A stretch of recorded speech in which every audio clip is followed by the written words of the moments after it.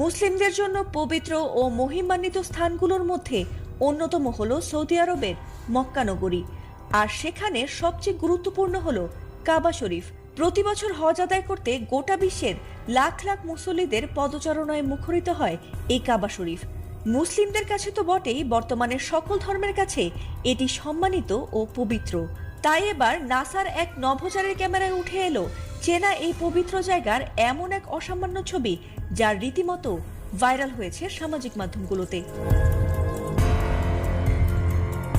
রাতের বেলা পৃথিবী থেকে প্রায় 400 কিলোমিটার উঁচুতে মহাকাশের কক্ষপথ থেকে নাসার নভোচারী ডন পেটিটের একটি চমকপ্রদ ছবি আলোড়ন তুলেছে সামাজিক মাধ্যমে। তার তোলা ওই ছবিতে সৌদি আরবের পবিত্র মক্কা নগরী রীতিমতো ঝলমল করছে।